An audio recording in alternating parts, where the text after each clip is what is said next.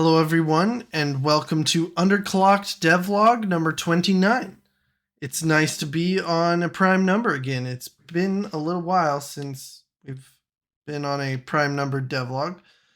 So let's jump right into things. You might notice the border of this video looks a little different than usual because I am running Underclocked in the Opera GX browser.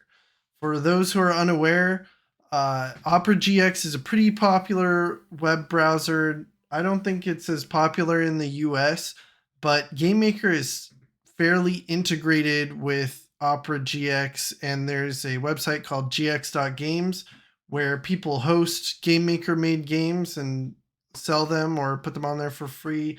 And it's a great platform for sharing games. And now that I know I can successfully play my game on the browser, this will be one of the ways I can distribute a prototype and later a playable demo.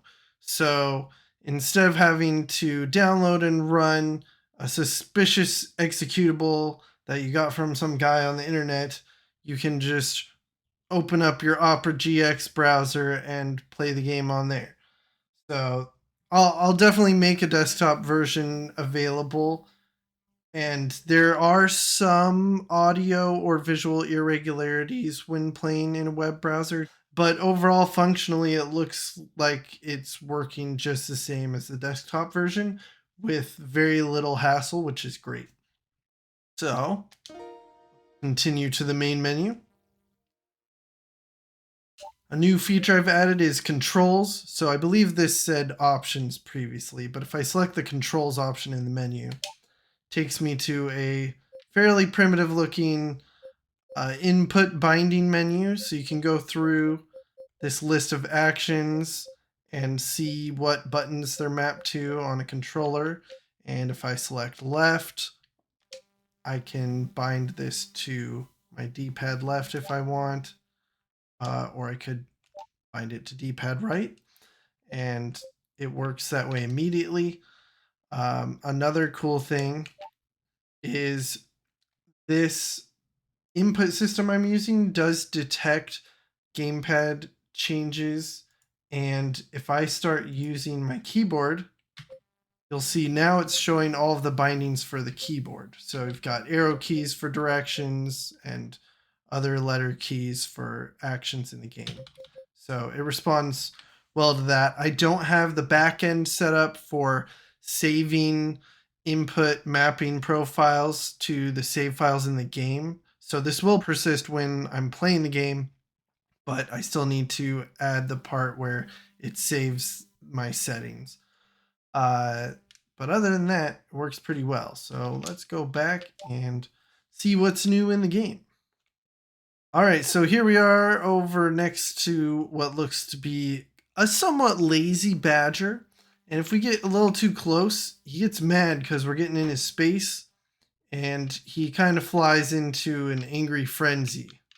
So gotta watch out for that, and I'm going to try to see if I can do battle with him. Right now, I'm not going to try to attack him. Wait until he's tired. Bam. Did some damage. It looks like he's not simple to defeat like the slugs and the rats that you can just one-shot with a dash. But that's how the badger works. And he knocked me out.